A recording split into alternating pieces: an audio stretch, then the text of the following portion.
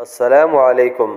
گزشتہ کل ہم نے لیبر قوانین کی خلاف ورزی کرنے والے غیر ملکی تارکین وطن کی گرفتاری کی تعداد بتائی تھی۔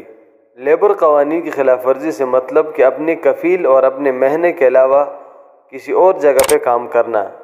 اس حوالے سے محکمہ پاسپورٹ نے کہا ہے کہ کوئی بھی کفیل اپنے غیر ملکی کارکن کو کسی اور کے پاس ملازمت دے گا تو وہ قانوناً مجرم ہے۔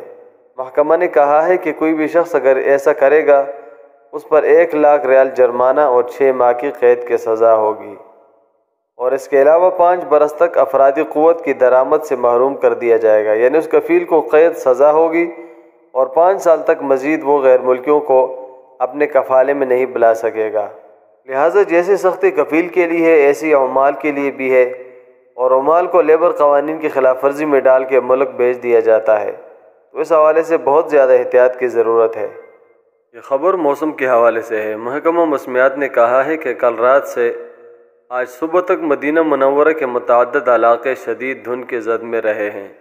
اس کے ساتھ ماہر موسمیات نے کہا ہے کہ آج اتوار سے مکہ المکرمہ، باحہ، عسیر، جازان، مشرقی ریجن اور حائل میں بارش کا ایک نیا سلسلہ شروع ہونے والا ہے۔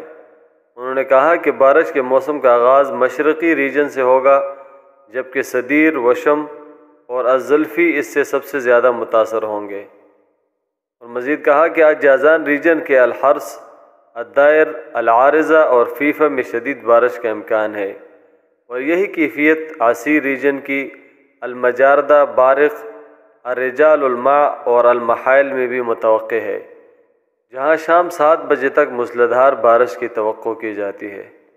آپ کے قیمتی وقت کا انتہائی شکریہ۔ اللہ حافظ۔ سبسکرائب کے بٹن پہ کلک کریں، بیل کے آئیکن پہ کلک کیجئے تاکہ ہر نئی ویڈیو کی نوٹیفیکیشن آپ کو مل جائے۔